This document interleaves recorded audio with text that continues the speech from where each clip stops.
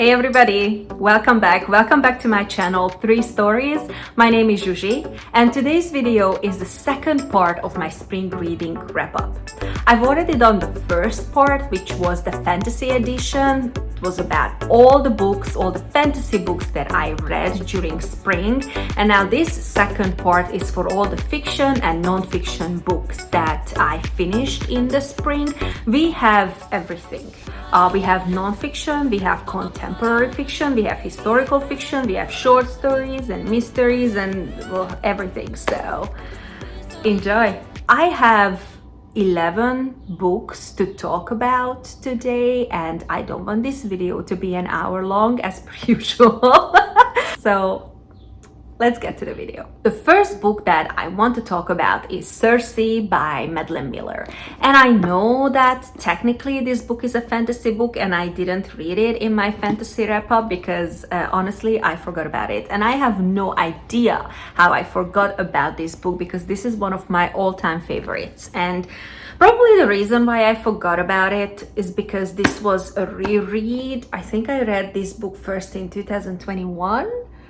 Or was it 22? Oh my god, I don't even remember. And I reread it this spring and it didn't disappoint. It was even better this time around than the first time when I read it. I've said this before, I own it, and I know that I'm not alone with this, that I love Greek mythology retellings because I like books that gives the recognition to characters who were given the wrong agency or no agency at all in history. And if the retelling of her story is done by Madeline Miller, who is easily, in my humble opinion, one of the best writers of our time, then I'm happy, I'm good. In this book, first, Zsuzsi is introduced to us as a nobody. She is a goddess because she is the daughter of the Titan Helios, but she is very mundane and she doesn't necessarily find her way with the gods, and because of that, they don't really consider her a goddess. But Zsuzsi doesn't really mind that because when she was young, she met Prometheus. She had kind of like a little bit of a discussion with Prometheus, and then she decided that she doesn't want to be like all the other gods and like all the other goddesses. She just doesn't fit well with them. And then she discovers that she possesses the power of witchcraft, and not just any ordinary witchcraft, because basically he can transform anybody into monsters and into gods themselves. And then she does something really silly for a man because of jealousy, and Helios, threatened by her power, he basically banishes her to a deserted island. Centuries pass on this island, and eventually some very important characters will come her way. Like we meet Athena, we meet Daedalus, we meet Hermes, and then we meet also Odysseus, the man who will ultimately change her life. Now this novel at its core, and this is why I love it so much, it's about the exploration of female voice in Greek mythology, yes, but it is also about the exploration of female voice in general. On top of this, the book also expands on some universal ideas like what it is to find love in a very lonely and loveless life. Do we have to choose vengeance, or can we actually forgive? I do want to give a special shout out to this book cover. I think that this book cover was selected as one of the like top 10 or something best book covers in 2018. And the cover design was done by Will Steely. I think this is stunning. This is the US cover, but also the UK cover. That's also beautiful. And the audiobook, which is also amazing, top-notch, top tier, that was narrated by Perdita Weeks. And the next book I want to talk about is Lessons in Chemistry by Bonnie Garmus. I was very reluctant to pick up this book for two reasons. One, it was really hyped, like really pushed on us. And I'm always very careful with books like that. I don't think that ultimately that actually, or that PR actually really serves the book. And two, I am a woman in academia, and as much as I want to read books about STEM and about women in academia. I want that representation. I also don't want to be misrepresented, because that would make me really, really upset. And the author herself, she's not a scientist. So, you know, I was very careful, but I decided to buy this book, and this is easily one of the most expensive books that I've ever bought. But I pulled the trigger, I picked it up, I read the book, and ultimately I am very happy that I did it. Ultimately, I would recommend this book. I don't think that this book is perfect, no, but it's got a very important message. So this book has two timelines, the 1950s and the 1960s, and our protagonist is Elizabeth Zott, and as the title suggests, she is a scientist in chemistry. The first timeline is the 1950s, and unfortunately in the 1950s they still very much believe that women have absolutely no place in science. It was a world dominated by men, and women who worked in science, they were very badly treated, they were exploited, they used them, they stole their research data. Men controlled everything, and they thought that the best way sometimes to make these women actually shut up is to assault them.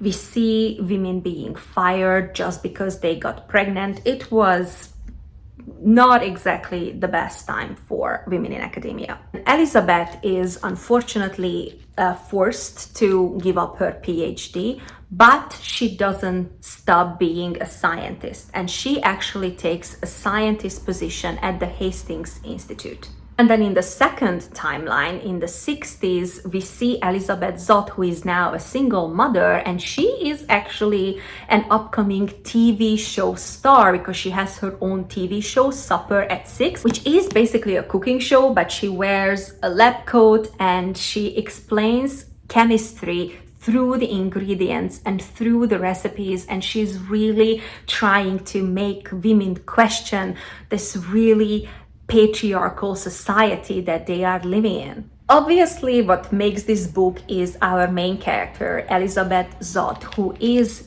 that female character. She is incredibly strong and she is resilient, and she doesn't take anything from men. She doesn't accept that women should have limits and women should not aspire. But the other character that I really, really liked in this book, and I'm sure I'm not alone with this, is actually her dog, Dog 630.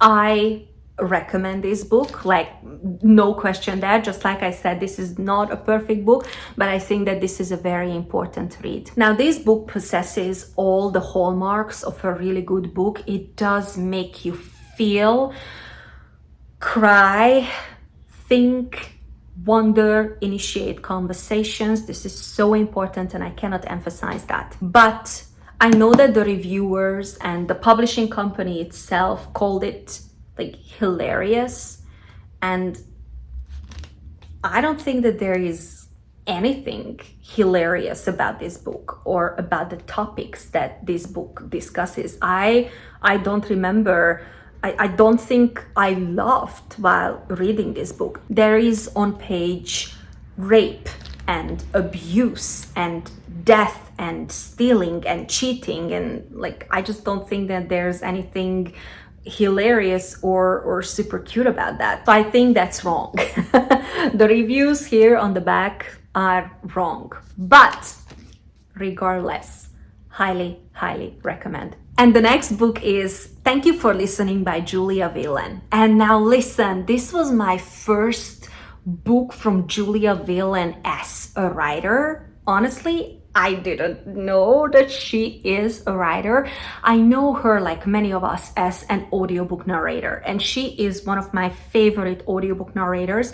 And according to her Goodreads bio, she has narrated over like 500 books, which is just insane. And she was nominated for a Grammy for audiobook directing. So that's just crazy. So it all makes sense that her second book, because this is her second book. Again, I didn't know that. But her second book is about Sweeney, who is an audiobook narrator, a girl who wanted to be an actress, but then she had a horrible accident and she lost one of her eyes. This is not a major spoiler because this happens in like the first 3 pages. We actually realize that. And because of that accident, she actually cannot be an actress anymore. So she had to become an audiobook narrator. Sweeney goes to Las Vegas, where there is like a book convention, like a book conference, and there she meets an Irish charmer, and basically they have a one-night stand, but they don't share their real names, they don't share phone numbers, they don't share anything, because what happens in Vegas stays in Vegas. And then when Sweeney returns home, she actually finds out through her agent that there is this big romance author who really wants her to narrate her lost book with somebody called Brock McKnight, who is the best male audiobook narrator. But this work is remote. The voice actors, they don't meet, they exchange emails and text and then later on phone calls, but in person, they never meet. But despite this, she and Brock, they have a real connection. But then the realities of life come crushing down on them. What I want to say is that this book is advertised as a romance novel, I think, and in many ways this book is a love letter to romance books. And there is a lot of discussion here about the romance genre and about women's fiction and so on and so on. But this book, I don't think that it's a romance book. Yes, there is romance, but it's in the background. It's just a subplot. Because this book is about Sweeney and her journey to self-acceptance and self-love. I adore this book. I think this was an amazing book, but I don't recommend it as a romance book because I don't think that's true. And if you want to have a next level experience, then you have to listen to the audiobook that is obviously narrated by Julia Whelan, and it's so amazing. It's amazing. And as long as we're talking about romance, let's discuss a romance book, X's and O's by Amy Lee, right? Yeah, Amy Lee, I said that correctly. So our protagonist is Tara Chan, and she is a nurse at the Children's Hospital in Boston. You know why I read this book. But in her free time, she is actually a bookstagrammer. Like, she is an influencer with quite a considerable following, and she specifically talks about romance books. And while she loves romance books and she loves to talk about romance, her personal life is unfortunately not going that well. Her engagement only recently ended, and this basically prompts her to track down her exes. I think she has like 10 exes or something like that in this book, in the hope that she will find love again with one of these exes. She's hoping that, you know, they had time to change and that they can really mend their relationship. They figured it out, oh, what didn't work the first time, but the second time they want to give it a try again. She just wants to find her real life second chance romance.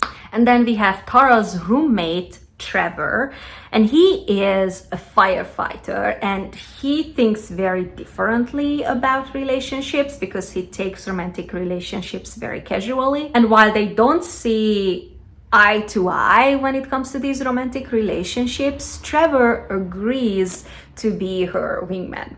And I think we all know how that's actually going to end. This book has everything, like all kinds of trope, because this book had the playboy, forced proximity, opposites attract, and roommate to lovers trope. So if you like any of those, I think that you will enjoy this book. You will also enjoy this book if you like slow burn romance, because this is a very slow burn romance. Like, you gotta wait till like the 80-85% mark when actually something happens between the two of them.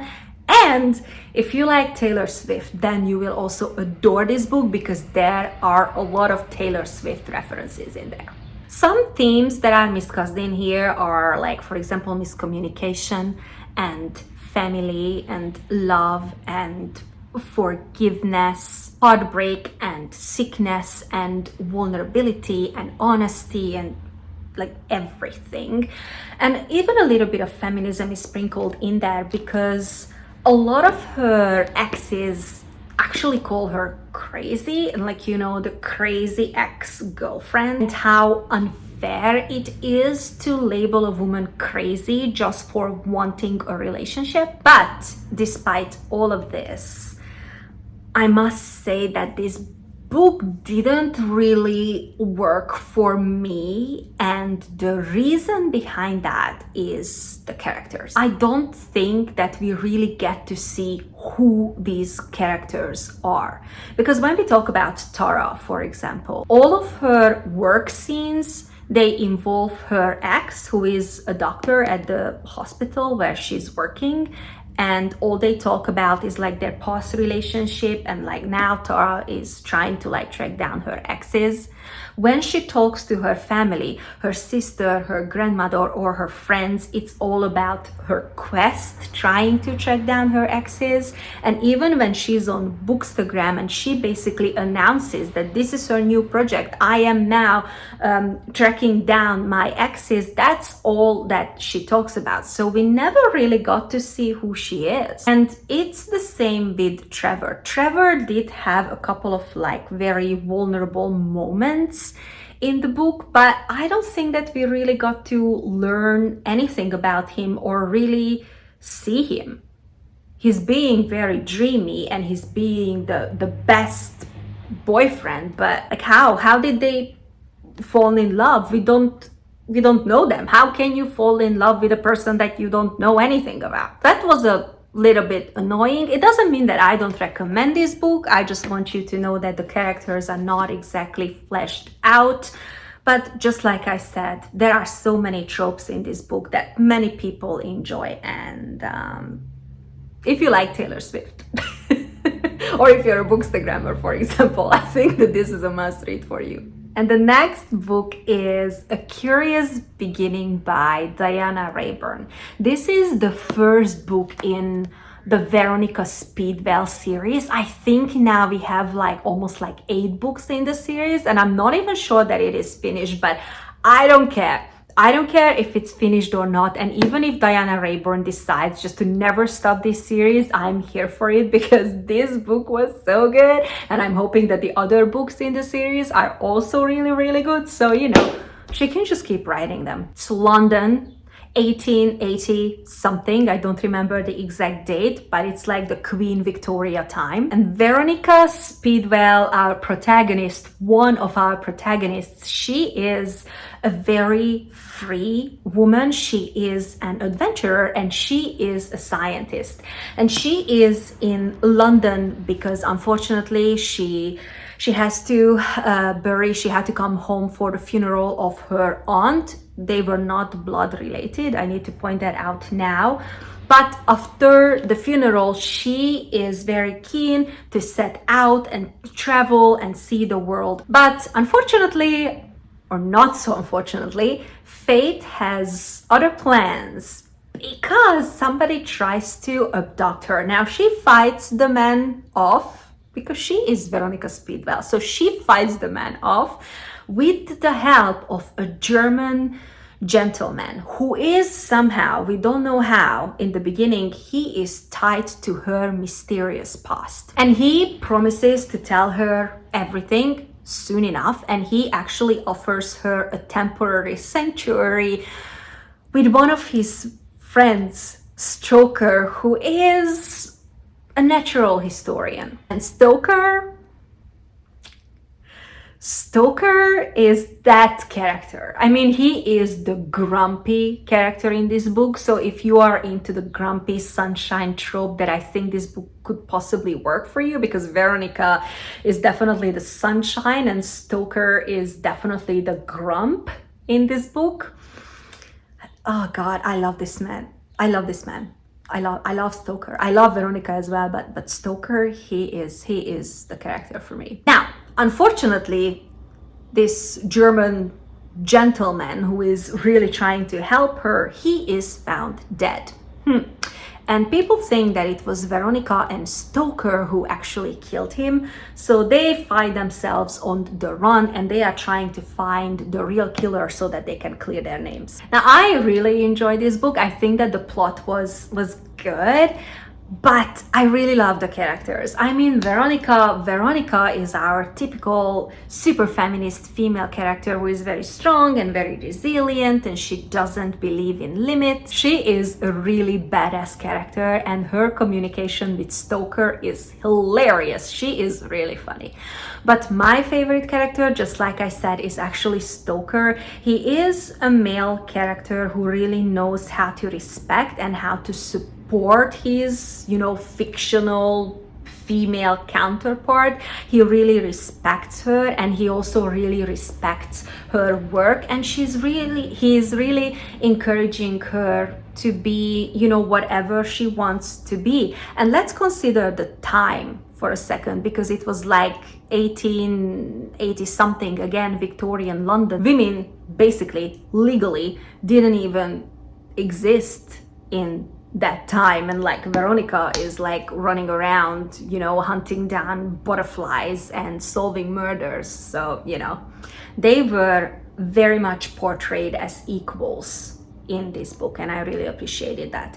Now, the romance is something that is incredibly slow burn, and again, this is not a romance book, this is a mystery book, and I'm sorry if I didn't say that before, because this is not a romance. And even in this book, we don't really get a lot of romance. I know that maybe down the line in the series, we actually get that, but not necessarily in the first book, but the chemistry is there. And just like I said, the way they communicate, the banter, top notch, like top notch. I think that if you like historical fiction and murder mystery, or the British royal family, or like really strong feminist female characters set in Victorian London, I think that you will really enjoy this book. The writing is also really, really witty. I cannot wait to continue with the other books. Okay, now let's discuss the short stories that I read during the spring. I really like short stories. I know that not everybody likes them, but I really do. I think that they are fantastic when you feel that you are getting into a reading slump, or you just feel that, okay, my attention span is just really not there today. So I like these books. And the first short story that I read, that was The Grown Up by Gillian Flynn, and this was again a reread for me, just like Zsuzsi. I really, really like this short story. So our protagonist in this little booklet, short story, whatever, is an unnamed woman, and she is super manipulative. She poses as a psychic, but she is not. But that's how she makes her money, and by doing other things as well. And then one day, a woman named Susan wanders into her shop and asks her for help. Now, it is clear that Susan is super distressed and very, very unhappy, and it's also clear that she is super rich. And our protagonist clearly wants to take advantage of that situation. And Susan asks our protagonist to go to her house for a psychic visit, and it's a super eerie Victorian house, and that house is basically the source of Susan's terror. Now, is this house haunted? What is Susan so afraid of? Can they escape this house? One of the best short stories I've ever read in my life. It really keeps you on your toes. It's dark and you really want to know what happens. It is full with plot twists. I have no idea how Gillian Flynn did it. I really enjoyed this little twisted tale. I had no idea what the hell was happening, and honestly, even after finishing it and now reading it twice, I still don't fully know what really happened and what this little short story booklet, whatever this is about, but I recommend. I think that this is fantastic. The next short story I finished, that was Snowflakes by Ruth Ware. I never read anything from Ruth Ware, and the reason why I found this short story was because I was browsing on Audible, and you know Audible has these like Audible collections, and this short story is part of a short story collection called Hush. And Snowflakes is told from the perspective of Lee, who is a teenage girl, and she, for the last like 10 years or so, she's been living on this secluded island with her family, her dad, her sister, and her two brothers. Father is going increasingly paranoid, and he is building a wall around their home, though they are on a secluded island. It did not really work for me. I mean, I listened to it. It's a short story. It's like, what, 30 minutes? It's not the end of the world, but it didn't work for me that much, and I decided not to like listen to anything else from this Hush collection. But just like I said, if you have Audible membership, it's free, and if you like Ruth Ware, I never read anything from her, then maybe you will enjoy this short story. And the next book is a short story collection, The Thing Around Your Neck by Chimamanda Ngozi Adichie, and she is fantastic writer. Like everything I read from her is like always top notch in my opinion, and I really like the short story collection. There are 12 stories in here, and I'm not going to discuss them individually. All you basically need to know is that these stories are about immigration. We have a lot of characters in these stories who are from Nigeria living in the United States, or who still live in Nigeria but somehow has connection with the United States. And we see these characters torn between two cultures. And I can only assume that the author somehow, like, you know, wrote about her own experiences as well, because she is from Nigeria, but she did her studies in the United States. Some of her characters have very similar aspirations. They come to the United States to study, and then some of these characters follow their husbands, and some of these characters come here to work and just for a hope or a better life. I think that this collection is really amazing. I found something in every single story that I really liked. If you are interested, you know, reading about immigration or, you know, about Nigerian life, then I think that this short story collection is definitely a good place to start. I've never read, I cannot believe I say this, but I've never read any of her full-length novels, and definitely that's the next step, because she is a powerhouse of a writer, and it's just she's amazing. One of the other short stories I read on Audible, that was Treasure by Oyinkan Braithwaite. Oh my god, I looked her name up, like I looked how to pronounce her name, and I think that that's how we pronounce it. She wrote My Sister the Serial Killer, which I read maybe a year ago, maybe 2 years ago, and I actually really liked that book, and I really like this short story as well. This short story is about Treasure, who is a social media Instagram influencer in Lagos. Like, she takes perfect pictures and she has the perfect captions. Everything is perfect in her life, or like, you know, that's what we think. And this short story is, you know, as you would expect from the synopsis, it basically just explored the space between a perfect looking social media life and everyday life. And it was very interesting to me because it was set in Lagos, and I think that gives a little bit of extra spice to the story. I recommend. And if you have, again, Audible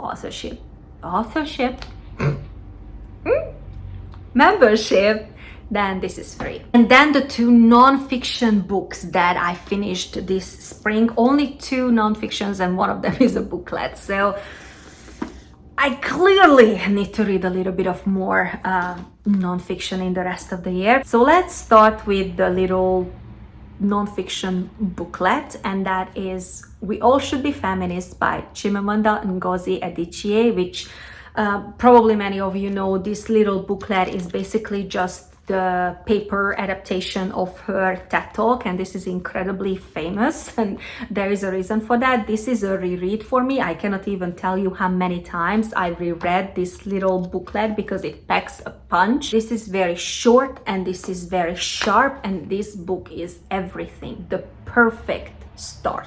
This is a booklet, and this is an essay about building bridges, in my opinion, and that's why I always tell to everybody, you know, women, men, doesn't matter, that this book just asks men to look at their actions, to see that in certain situations how privileged they are, and asks them to look at the world a little bit differently, because sometimes their actions may seem very indirect and very harmless, but they are still sexist. It tries to make us open our eyes and our minds, but it doesn't blame men. It doesn't point fingers at men.